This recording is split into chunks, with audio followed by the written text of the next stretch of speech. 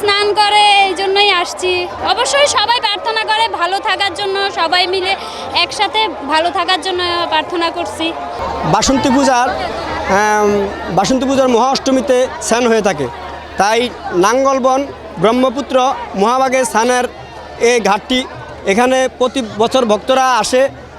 ব্রহ্মপুত্র মহাভাগে মহা অষ্টমী স্নান, এখানে স্নান করলে মানুষের মনে শান্তি, দুঃখ বিনাশ হয়, শান্তি চলে আসে, এবং সেই জন্য ভক্তরা দূর দূরান্ত থেকে আসে।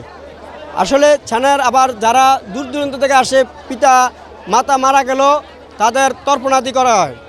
তর্পণে তাদের তিথিতে তারা জল দিলে তাদের আত্মা শান্তি হয়, এবং দেখা গেছে তারা সদ্গতিতে তার জন্য এখানে আসে। আমরা এখানে আসছি আমাদের স্নান উৎসব, হিন্দু ধর্মের একটা অন্যতম ঐতিহ্য। এখানে আমরা হয়তো আমার জানা মতে আমি অনেক ভুল করে থাকি, যেন আজকে স্নান করে আমার পাপমোচনটা হয়, এর জন্য আমরা আসছি আমাদের স্নান উৎসবে।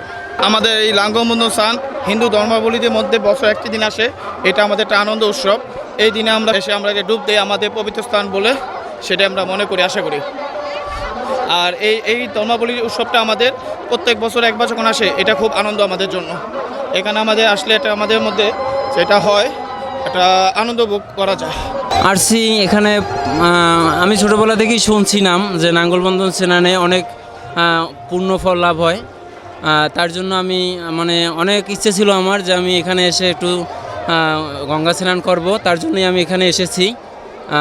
আর আজকে আমি এসে অনেক নিজেকে ধন্য মনে করতেছি, স্নান করে অনেক ভালো লাগছে যে এখানে এসে পূর্ণ স্নান করতে পেরেছি। এবং এখানে অনেক শুনছি বড়দের মুখে যে এখানে স্নান করলে অনেক পূর্ণ ফল লাভ হয়। তো সবচেয়ে মজা লাগলো এখানে নিরাপত্তার দিক থেকে, সব দিক থেকে আমাদের গভর্নমেন্ট এখানে যত নিরাপত্তা বিধান করেছে, এবং বিভিন্ন স্থান থেকে আগত পুণ্যার্থীদের সুন্দরভাবে স্নান করার পরিবেশ সৃষ্টি করেছে। এজন্য আমাদের মাননীয় প্রধানমন্ত্রীকে অসংখ্য ধন্যবাদ।